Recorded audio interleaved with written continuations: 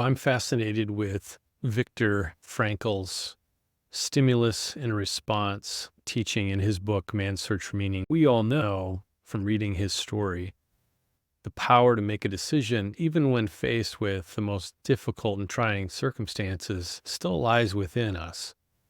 This is, of course, assuming that you have full faculties to your decision making.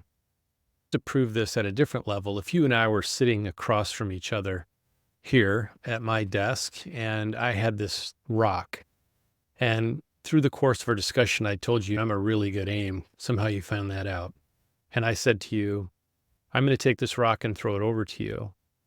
You have a few choices. You can either catch it, you could bat it away, you could duck to the side, or you could allow it to hit you right between the eyes because I'm a good shot.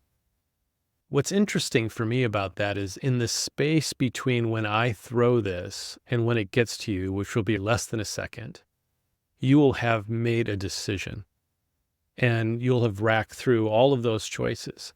Even if I hadn't warned you and I just had this up and I was just kind of talking to you and then I just tossed it, you would still be able to react. You'd still be able to decide.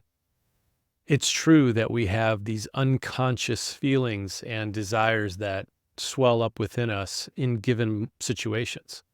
But the reality is, once we are aware of them, once the choice becomes conscious, once we become conscious of the unconscious, those feelings, maybe it's anger, maybe it's elation, maybe it's uncertainty, we can now make a decision. How are we going to handle? How are we going to react to that? And I call this moment of choice. I'm fascinated with this, and I hope that you know that you've got tremendous power within you. Now, it may be that you need to learn how to make better decisions. It may be that you need to learn how to manage these decisions that you'll make and also recognize very few of these decisions are emergencies. And we're in a world today where we're pressed down with this feeling of quick decisions and we have to know right now. And rarely do we pause and just let something, I don't know, permeate into our soul a little bit before we make a decision.